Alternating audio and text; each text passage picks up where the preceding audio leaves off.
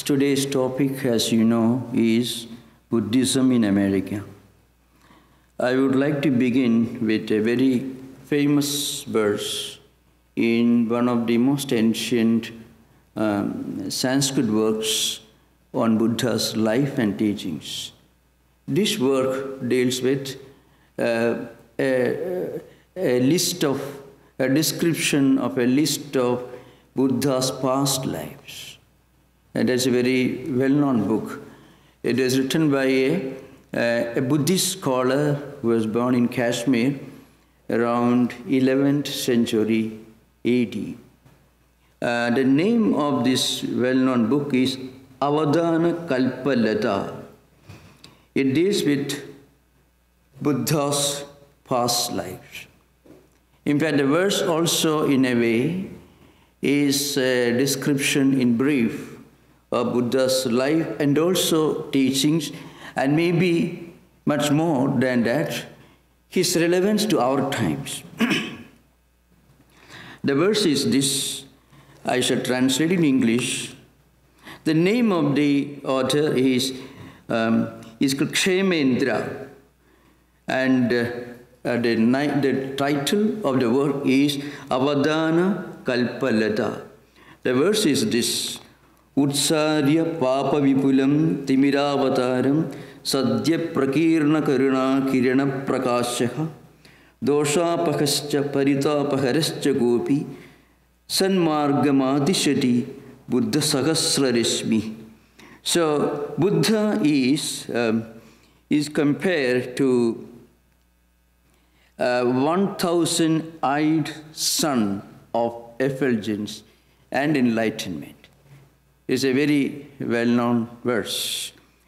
Chasing away the descending gloom of spreading sins and darkness of ignorance, suddenly with the glory of scattered light of compassion, the incomparable thousand-raised sun of effulgence of enlightenment, Buddha points out the good in all beings by putting an end to evil and suffering. It's a very interesting verse. Now, what did Buddha do to modern times? Maybe very important to remember. Buddhism in America started spreading its influence towards the end of 19th century. And today's Buddhist tradition include fifth-generation Americans of Chinese, Japanese, Taiwanese, Burmese, Sri Lankan, Tibetan, Vietnamese, Cambodian traditions. Many of them came to this country and founded Buddhist monasteries in the early decades of 20th century. Though as a religious tradition it was born in India, today it is supposed to be the fourth largest religious group in America.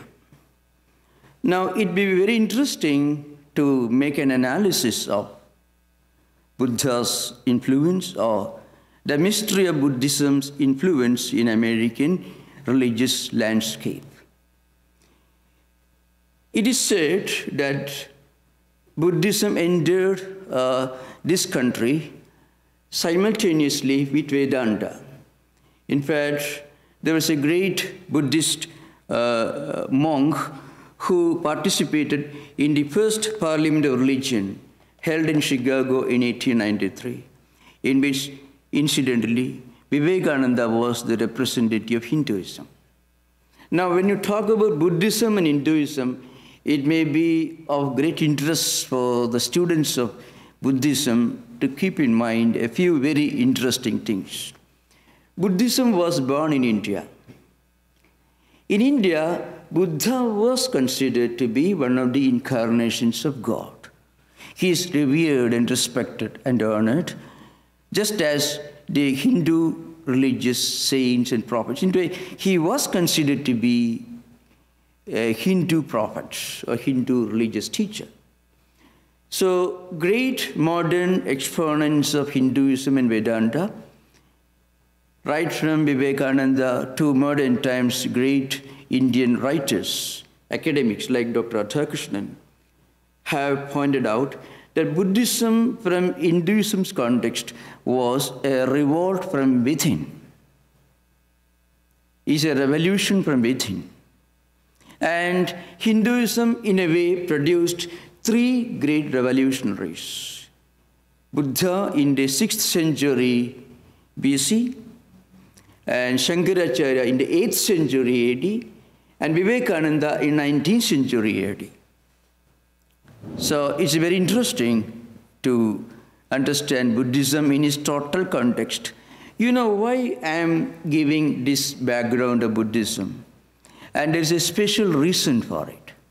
In order to properly understand and to be benefited by a religious tradition, it is not enough to understand its concepts and its philosophy, to be suddenly tickled and attracted by a great new teaching like mindfulness, let us go for it.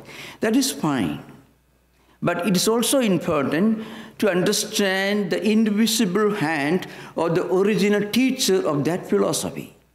So why it is important in today's terms, for example, when you talk about mindfulness, when you talk about vipassana meditation, very frequently there is a trend to isolate Buddha from mindfulness, to detach Buddha and Buddhism from vipassana. Not everywhere, but in many quarters. The risk and danger is this. When you isolate a great cultural tradition, and when you reduce it into an interesting concept, and you market it as something very attractive, it may tickle the sentiments and sensitivities of people for some time, but then slowly it will vanish. In order for a religion or a spiritual tradition to take roots, it's important, equally important, to imbibe the cultural aspects of that tradition. And that is very important. You know, culture and concept, these are two different things. Concept is an idea. It may be attractive when you clothe in the language of the contemporary times. It's just like, Trader Joe's soya milk, new, organic, something totally newly enriched. People will buy it. That's not enough. So, what is important is, while understanding the contribution of Buddhism, it is also important to keep in mind, we should keep the original cultural background of Buddha and Buddhism in mind. Once you imbibe culture, it takes roots. It sprouts into a plant and a tree, and it bears fruits. An idea is very wonderful. It grows fast, quickly. It also disappears quickly. So, I can give an example, because this is crucial to understanding the dynamics of Buddhism in American modern times. Buddhism came to this country and people were drawn towards that very naturally. America is a nation of innovation and freedom. Anything that appears to be immediately beneficial and practical in its sublime sense, utilitarian in its cruder sense, people will buy it. People will take to it naturally. So what really happens frequently is, when you take to a new idea quickly, there is a tendency to remain at the superficial level. See, Buddhism came to this country when Americans, at least the elite, the well-educated intellectuals of America, were somewhat disillusioned by the exclusivism, the insularity, and the fanaticism of misinterpreted Christianity. I use the word misinterpreted, not real Christianity. If real Christianity was prevalent in this country, there will be no need for Buddhism to come in. And if Buddhism had come in, it would have been accepted in its more comprehensive dimension. So what happened when Buddhism came here? A religion and tradition that did not insist on believing in a God whom you can't see. To put your faith in a group of saints and sages who may have lived in the past. And again, it did not insist that you can reach your spiritual destination only through a particular man-made institution like a church. Buddhism did not insist on these things. Buddhism directly communicated to people. Anyone can become a Buddhist. There is no proselytization and there is no conversion. If you start meditation and if you read some of Buddha's teachings, and if you are willing to start a new life, new chapter in your life, you can become a Buddhist. So Buddhism was so open, so universal, and so humanistic. And it was not so otherworldly as the established religions like Hinduism, Christianity, or Judaism, or any of these traditions. Or even the later Buddhism, which was very otherworldly, which, the four schools of Buddhist philosophy, Sautrantika, Vaibhashika, Vijnanavada, and Shunyavada, which I am not going to deal with in today's session. So what happened?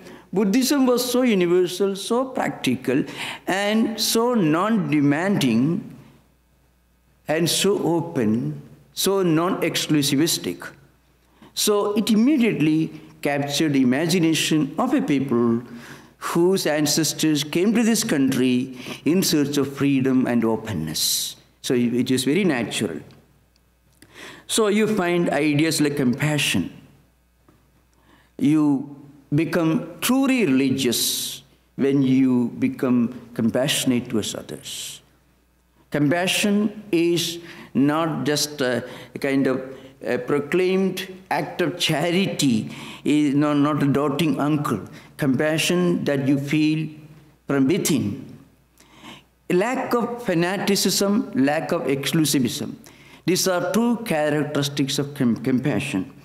So when Buddhism came to this country, people naturally felt that they had got a new paradigm or spiritual life minus God, minus the intermediary between man and God, and minus the list of people destined to go to hell and heaven. So it was so universal, so humanistic, and you can start your spiritual life right now, today. That's what actually Buddha did back in India in the 6th century BC. Buddhism was born in the 6th century BC, at a time when Hinduism had been reduced to some kind of mechanical ritualism by the Hindu elite. And Buddha led a revolt against this Hindu orthodoxy, and he pointed out the emptiness, the total irrelevance of external rituals without any spiritual significance behind. And as a result, Buddhism became a universal humanistic ideal in the 6th century BC. But from 2nd century AD onwards, Buddhism started moving in an entirely different direction in India, which explains why Buddhism disappeared. Remember, in a way, Buddhism did not disappear. It got absorbed into Hindu religious tradition. I can quote a few words from Vivekananda, who deals with this subject in a very comprehensive manner. From 2nd century AD onwards, Buddhism became less humanistic, less realistic, and more idealistic, more philosophy-oriented, metaphysics-oriented. So the later schools of Buddhist philosophy like Sautrandika and Vaibhashika, Vijnanavada and Shunyavada. Today in America you hear about Vipassana, mindfulness. It is allied to the Vijnanavada, this idealism which took birth in India in the 3rd century AD. Shunyavada, 4th century AD, doctrine of emptiness, which came mostly from Japan and Tibet. It took roots here.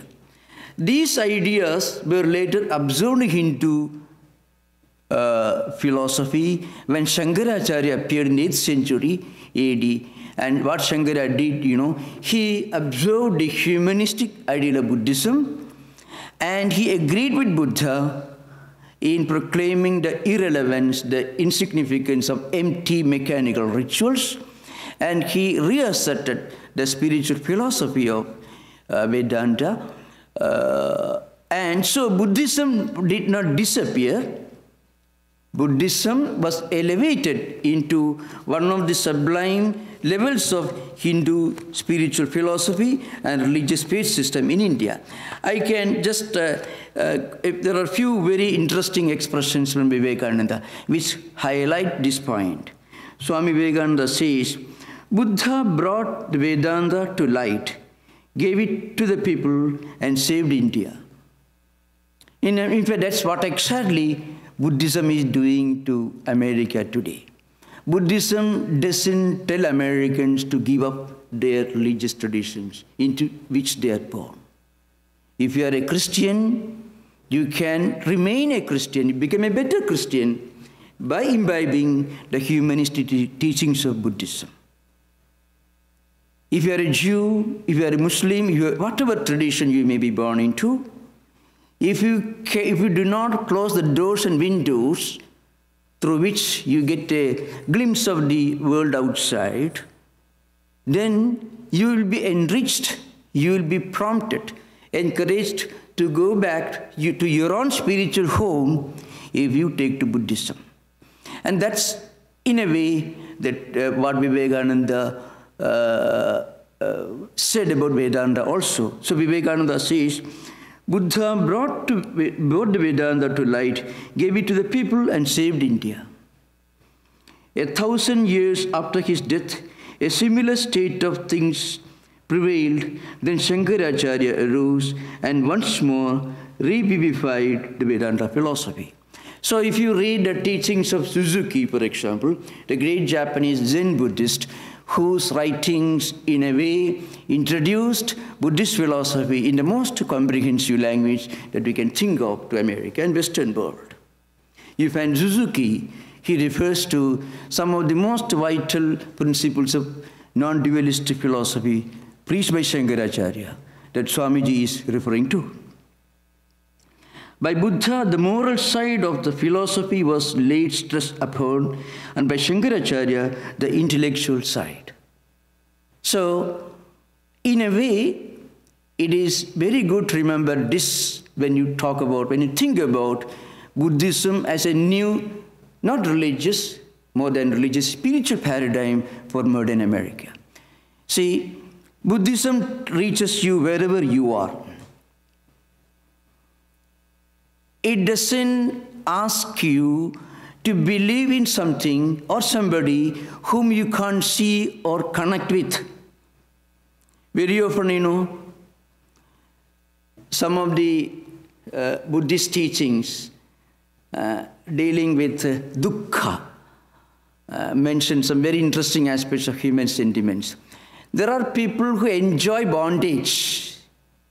There are people who enjoy slavery, spiritual slavery. If somebody asks you, you have to work hard to reach heaven, to reach God, it's not a very pleasant, you won't like that sort of preaching. If somebody tells you, well, I shall do everything for you, you just listen to me and obey blindly, you obey me, then we are very happy. Buddha deals with this problem in Dhammapada. Dhammapada is one of the well-known works in the Pali canonical tradition. Buddha tells us that we can build our own destiny. And now this, I believe, as a special appeal to any freedom-loving people. And I mean, America, after all, as a unique socio-political experiment, was trying to move away from the monarchies of Europe, trying to build their own destiny. And during the later decades of 19th century, when some of the Buddhist scholars talked about the oldest democracy going through years of cultural adolescence, referring to America. Very interesting statements you find in Suzuki.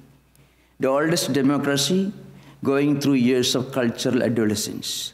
And Suzuki also makes the statement, this country can become a fertile soil for the humanistic, egalitarian ideas of Buddhism. That's why Swami Vivekananda says that Buddha emphasized the moral and humanistic side of Vedanta philosophy. That's what he says. Now, what does Vedanta say? Vedanta tells you the world is one, creation is one, existence is one. And if existence is one, then you can't hurt anyone, you can't do harm to anybody. So once you realize this fact of the unity of existence, then what creates in our mind is compassion. So Buddha says, when you realize the transitoriness, the momentariness of all that you like and value as the most desirable things in this world, then you start thinking of what is that non-transitory, the unchanging truth. And that is our own Atman. Buddha doesn't mention that. But for your information, in the Buddhist philosophy, there are two concepts of the reality. One is Samvriti Satya, the other is Paramarthika Satya. The absolute reality, which in Nagarjuna's philosophy means Shunyam, and the empirical reality, which is changing phenomenal empirical experiences that we normally go through.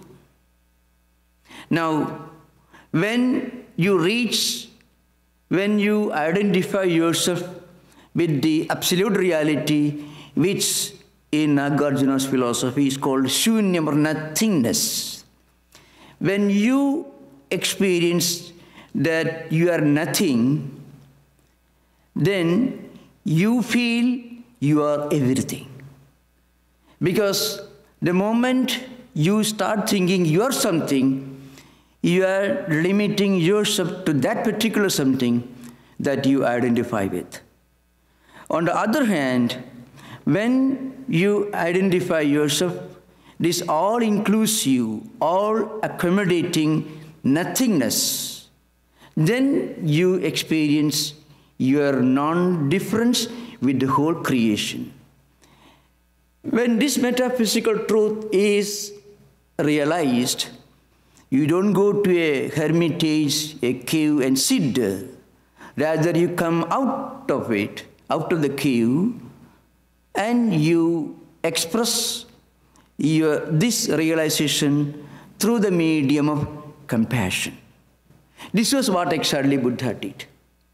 So the ideal of compassion runs in total contradiction to the ideal of exclusivism, which was preached in this country right from the early days of Pilgrim Fathers, because the Pilgrim Fathers brought the ideal of political freedom, social freedom, economic freedom, and of course all other aspects of freedom, but they did not much care for spiritual freedom, or their understanding of spiritual freedom was the freedom for themselves and not to others. So Calvinists or Anglicans and others who came to this country did not think of giving freedom to the natives. So what America found in Buddhism was this opening up of this concept of freedom. So I don't go into the metaphysical aspects of it, but it is interesting to remember, if you limit a great spiritual philosophy to a mere practice that is apparently beneficial to you, like vipassana meditation or mindfulness, there is always the risk of it disappearing after some time. So along with mindfulness, along with vipassana meditation, along with all these practices, it is also important to go to the central metaphysical, philosophical, and also cultural aspects of this great spiritual ideal. If the cultural aspects or the philosophical aspects or historical aspects are forgotten, and if you dig only 1 centimeter and put a plant, it may not live for long. It won't become a mighty tree. So that's why I'm trying to connect Buddhism to its ancient root. Vivekananda says again, he's talking about the impact of Buddhism to modern times. Why has Buddha not taught his disciples whether the saint lives on beyond death or not? Because the knowledge of these things does not conduce to progress in holiness. What contributes to peace and enlightenment, Buddha has taught as his own. So that's why he did not pay much attention to a hierarchy of saints. You have to remember one important point in this context.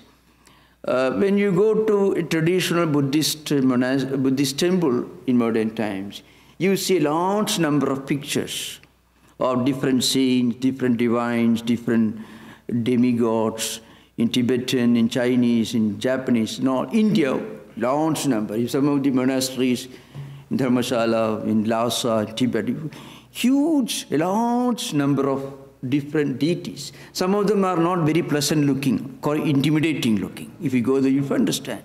And Buddha really didn't speak about them.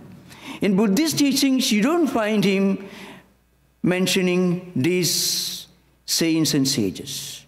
But if you go to this monastery, you find mighty, powerful, totally non-compromising, intimidating look on their expressions of these demigods and deities. So, this is what happens to every tradition. Every prophet has one duty.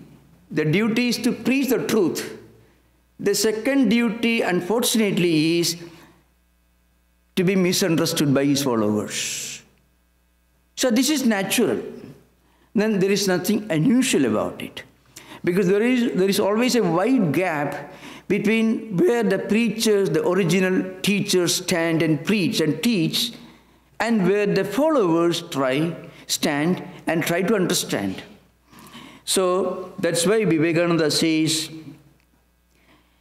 knowledge of saints or demigods or deities do not conduce to the development of your own holiness.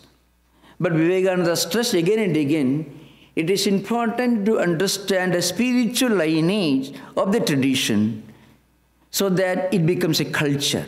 So it's not enough for Buddhism to become a practice of meditation, for a relaxation technique. It is important for us to understand it as a culture. When it becomes a culture, it stays longer. And in order to understand culture, we must know its historical link. The truth of suffering. So what is Buddha has taught his own, the truth of suffering. And that is again very interesting idea. What was the suffering that he was talking about? It was not the suffering of a poor man who suffers because of his poverty, or an unemployed person who suffers because he is unemployed. It is the suffering of a person who, after having achieved, or may not, without even achieving all empirical needs and demands, still thinks of some higher spiritual goal for which he is aspiring. A kind of divine discontentment, a divine dissatisfaction. And in Yoga Sutra tradition, it's called Parinama Dukkha, which is natural for every Buddha, every yogi. Buddha means the enlightened one. That's the literal meaning of it. So that says something about Buddha's own history, which Vivekananda is referring to.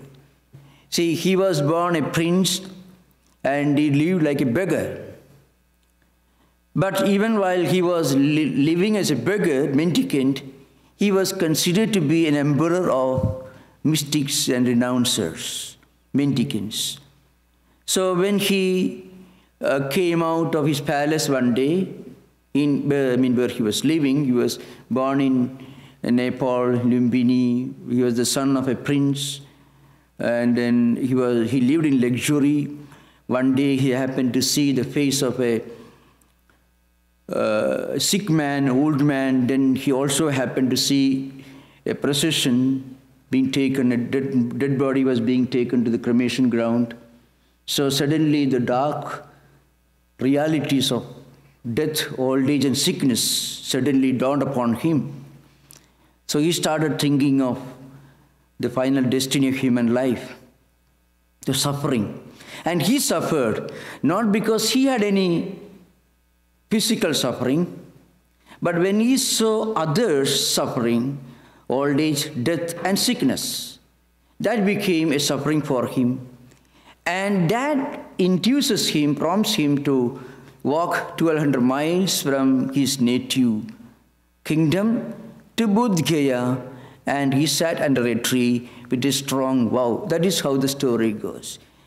Now this story is totally different from what you hear from a pulpit where a preacher may tell you, "You believe in what I say, or you go to hell."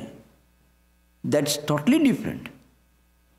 Buddhism tells you to feel this compassion, this suffering. To look upon other people's suffering as your suffering. Buddha did not suffer himself physically, but when he saw suffering in other people, it became a greater suffering for him, and he wanted to get an answer for this suffering. So he undertook this journey, came to Bodh Gaya, and sat under a tree. There is a famous verse that you read in the official 10th century biography of Buddha. It is called Lalita Vistara. So the poet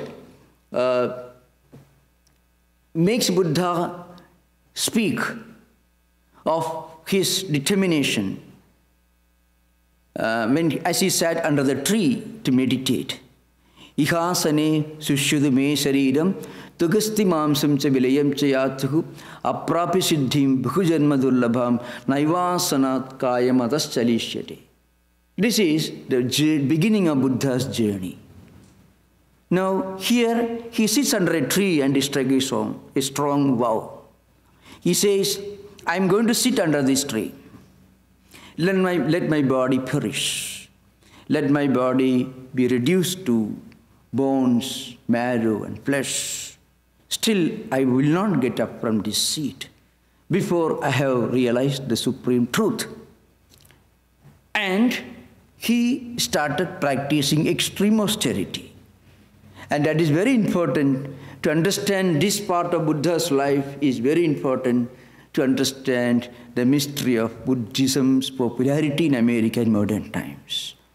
So he started practicing extreme austerity, fasting, bathing many times. Maybe in those days they used to have some very strange practices of austerity, standing on their head. They do meditation, they chant for long hours. Sometimes they used to hold one hand for a long time so that the body should suffer. A kind of self-torture. a fight against sensuality, manifesting in the form of kind of self-torture. It was practiced by Jains and also some of the extreme extreme Hindu ascetics. And Buddha was doing all this for years. Then one day, by the time after some years, he had become so emaciated, he had become so weak, he couldn't move, he couldn't walk. One day he entered a river, and as he was trying to come out of the river, he felt so exhausted, fatigued, that he could hardly walk. And then he was thinking, well, I was doing all these austerities all this life, still, and I can't move. At that moment, he suddenly realized the reality. Physical austerity, self-imposed torture doesn't constitute spiritual practices. Extreme austerities do not essentially constitute spiritual practices. They are needed, but they are needed only to take your mind away from sensuality and body consciousness. It should not be a fight, a revolt against our psychophysical mechanism. The moment he realized this, that he realized the importance of middle path, Madhya Pantha, which incorporates the secular and spiritual. So you can be spiritual even while being engaged in secular activities. So this middle path, it doesn't ask you to leave behind what you are doing, to give up what you have got with you, but rather to elevate what you are doing to a spiritual dimension. So bridging the gap between the secular and spiritual, the so-called secular and the spiritual. So every secular activity can become a spiritual activity. This was a unique contribution of Buddhism. And you have to think of the religious landscape when Buddhism entered this country. As I mentioned earlier, Darwin had already published his Origin of Species, which created a lot of controversy among the church dignitaries in Europe, and some of the cause of those controversies could be heard in the United States also, especially in the East Coast, in the later decades of 19th century. And again, the emergence of this materialistic humanism with the emergence of Marxist Engels, writing of the Communist Manifesto and Das Kapital. Not a revolutionary thing, but it's a political ideology, questioning the industrial elite of Germany and Britain. So all these social, political movements could be caught on the East Coast when Buddhism entered this country in the last decade of 19th century. And suddenly they were exposed to something which could bridge all together. You can live in this modern scientific technological age. You can be a humanist. You don't have to surrender your freedom to an invisible transcendental moral authority who sits above the clouds with a big stick in his hands, dividing humanity into believers and non-believers, enforcing his law on the believers and threatening the non-believers with eternal damnation. So in contrast to this, Buddhism presented something totally new, totally humanistic, and totally realistic and universal. So that's the background. Now, as I mentioned earlier, you should not get away with the impression that I'm linking Buddhism with Vedanta in a very artificial way. It is important to remember the kind of education that Buddha underwent when he was born as a child. You find in the 10th century biographies, Lalita Vistara gives a long list. He was a strong fighter. He was a big scholar as a young man. That's how Suddhodana, his father, brought him up. He was, Shuddhodana was the name of his father. So he was a well-equipped, scholarly person, immersed, steeped in Vedantic or Vedic literature. And he found something wanting in the kind of literature in which he was trained. What was that he found wanting there? Humanism. High philosophy and ritualism, and no humanism. And again, dividing life into two compartments without a bridge connecting them. That is, the secular and spiritual. And then looking upon religion as the privilege of a small elite group. This was what he found in traditional Hinduism, into which he was born. And he revolted against it. Now, in 19th century and early 20th century, when America underwent vast changes, the old Eurocentrism vanished with the Second World War. America became less Eurocentric. The old isolationist tendencies disappeared, and along with that, Eurocentrism also disappeared. And also its connection, how it came in contact with the Buddhist monasteries, Buddhist culture in Vietnam, in Cambodia, in Laos, of course, incidentally in Japan, and to some extent in China, and later in Tibet. So all these exposed an ancient tradition with a high humanistic ideal to modern America. So naturally, they found in Buddhism something elevating, something that bridges the gap between the secular and the spiritual. But the great danger that I want to point out is that Buddhism should not be perceived as a mere act of mindfulness or vipassana meditation. These are great contributions of Buddhism. Behind this, there is an ocean of spiritual culture. So that should also be inculcated into this modern American landscape. So that is one important aspect of Buddhism. Another very great contribution of Buddhism in modern times is, as I mentioned, the very concept of interspirituality. That is, again, a direct contribution of Buddhism. Interspirituality. The idea that you can be spiritual without being religious is a direct, and I think it's an exclusive contribution of Buddhism. Its roots are in Advaita, in non-dualistic philosophy, which tells you that God in its highest dimension is one impersonal, attributeless, divine spark, reality, immanent in all of us. And that divine reality is omnipresent. It is also transcendental. This is the Advaitic, non-dualistic, metaphysical background. Okay, now coming to Buddhism, Buddha did not affirm his faith in a creator God. I think America was confronting for the first time in its history, or Europe also to some extent, with a religious tradition that tells you that you can be spiritual without believing in God, without being religious in the conventional sense of the word religion. And that is something very unique.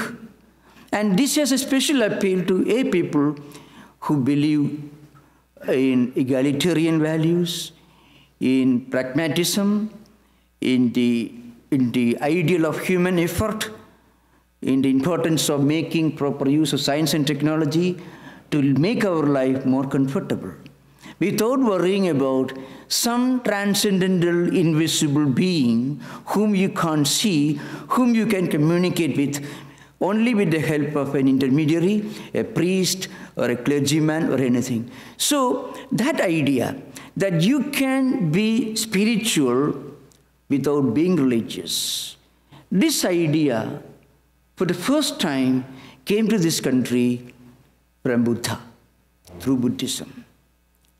So the traditional hostility towards conventional religion or religious practices, religious teachings, then you believe in a book written long back.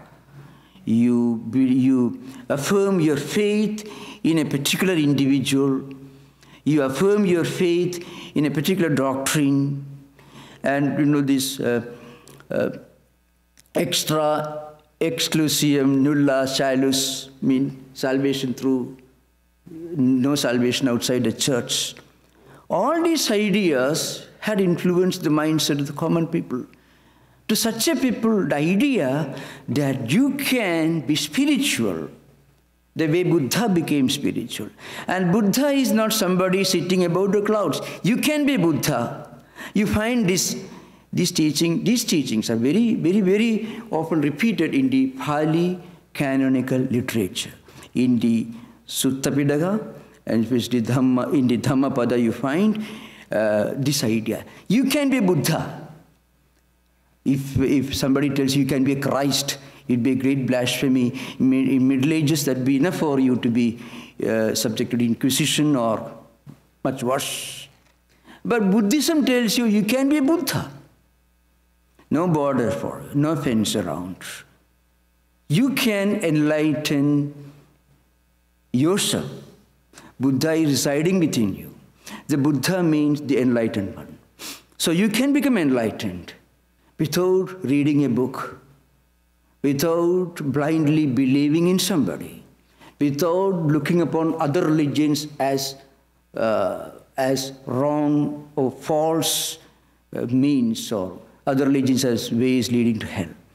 You can, sitting in your place, in your workplace, in your home, you can be a Buddha, and this manifestation of Buddhahood in you should manifest in your interaction with others. This was a very unique doctrine. And you can imagine the possible impact of such a teaching to a people who are fed with this old exclusivistic idea of no salvation outside the church.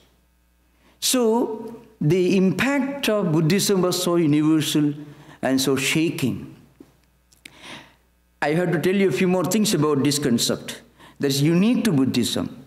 Buddhism tells you that once you accept that there is a problem with you, even though you have no problem from a purely empirical point of view, if you are a rich person, you have no sickness, no illness, lot of money in the bank, still, if you have desire, if you interpret yourself as this physical body, the psychophysical mechanism, that only strives to realize some physical goals to fulfill your material desires, sensual desires, then there is a problem for you. So, what's the problem? Desire called Trishna. And this Trishna, this desire, it causes you to go through this wheel of rotation. It's called a praditya samutpada, a 12-link chain or a wheel through which you keep moving eternally. And Buddha said this is not a very happy state of affairs, not a very happy situation. You should come out of this wheel. When do you come out of this wheel? When you get rid of the desire. And you can get out of this desire. You don't have to go to a place and bow down on a particular day and perform a particular ritual. No, what you can do, tomorrow onwards, you will try to reduce your desire. And then you should practice 8 disciplines. Proper thought, propriety in thought, act, ideas, words, your decisions. No, samyak vyayama, samyak ajiva, samyak smriti. And you find this samyak means appropriate, proper. Once you practice these moral disciplines, then you can be a Buddha. You will get nirvana. What is nirvana? Nirvana is not going from one place to another place, where everything is fine. No, nirvana is not an ascent to a higher plane of conscious of existence, of life. Nirvana is going back to your own home, which you have not really left, but you delude yourself into thinking that you have gone away from your home. So once you rediscover this Buddha within you, then you are liberated. Now remember, such an ideal has one danger, which I often repeat in many of these sessions. A concept and a realization of that concept are two different things. Sometimes, people start thinking, well, a very wonderful idea I have understood. So they delude themselves into thinking that they have reached it. I can give an example. You should not laugh at the whole thing. There were a few instances when some very wonderful, well-meaning people came to a retreat in Olima and spent 3 days and read a single book, very small book, mind you, not very profound, on mindfulness. And within 6 months, they wrote a book of their own on mindfulness and contributed their book to us. So, and they say, this is my experience. I realized Buddhahood while staying there. Now, in a way, this enthusiasm is good, but you should always remember, attraction to an idea is only beginning of the journey. There is still a gap, a distance between where our intellect stands and where our real life, emotional life stands. And that could be easily forgotten in a highly egalitarian free society where humanities and philosophy and theologies are not very seriously taught. That's one big danger. That's why it is important to remember, from this stage onwards, Buddhism should be studied more profoundly with all its metaphysical, philosophical, cultural landscape. It's a very ancient tradition. Buddhism should not be delinked, separated from Buddha. It should not be conceived, should not be looked upon as a new, very wonderful relaxation technique or meditation technique. No. The meditation technique is very wonderful, very profound. Behind it, there is an ocean of great spiritual values which are more than 2,500 years old. So, because this unique country, in many ways very unique, it is egalitarianism, it's ideal of political freedom, it's innovation, all these are wonderful. So this can become a fertile ground for Buddhism to prosper in this 21st century. So what do you say? From a concept, it should become a culture. Culture doesn't die away quickly. Concept can vanish, can be replaced by maybe a misinterpreted concept. But when a concept or a teaching becomes a culture, it takes roots, it sprouts, it becomes a tree, it bears fruits, and it becomes a perennial source of inspiration, and the whole Buddhist tradition can be revived in this new, it's no more new, of course, in this new continent. Thank you. Namaskar. Om Shanti Shanti Shanti Harihi Om Tat Sat. Sri Ramakrishna Pranamastu.